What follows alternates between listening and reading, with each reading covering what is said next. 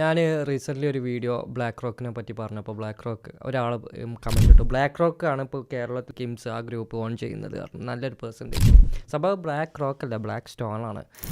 അങ്ങോട്ട് നമ്മളെ കേരളത്തിലുള്ള ആ ഇതിനെ ഓൺ ചെയ്ത്, അപ്പം ഇനി ബ്ലാക്ക് സ്റ്റോണിൻ്റെ ഏറ്റവും കൂടുതൽ ഓൺ ചെയ്യുന്ന ആരാ, മെജോറിറ്റി ഷെയർ ഓൺ ചെയ്യുന്നത് വാൻഗാർഡും ബ്ലാക്ക് റോക്കുമാണ്.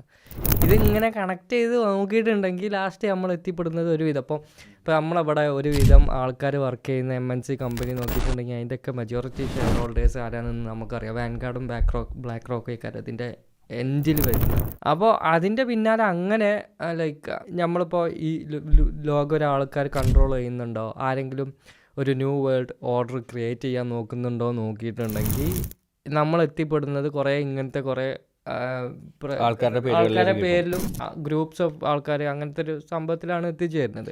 ഇതിപ്പോൾ നിങ്ങൾ പറഞ്ഞ ഒരു മണി പവർ എന്നുള്ളൊരു സെറ്റപ്പ് അല്ലേ. ഇപ്പം നമ്മൾ ചെറിയൊരു എക്സാമ്പിൾ എടുക്കാം. നമ്മളെ നാട്ടിൽ നല്ലൊരു പൈസക്കാരുണ്ട്, സ്വാഭാവികമായിട്ടും ഓൻ്റെ അടുത്ത് പൈസ ഉള്ളപ്പോൾ ഓൻ്റെ കാര്യങ്ങൾ ചെയ്തു കൊടുക്കാനും ഓൻ്റെ കൂടെ നിൽക്കാനും ആളുകളുണ്ടാവും. ആ ഒരു വ്യത്യാസമാണത് പൈസൻ്റെ കാര്യത്തിലാണ്.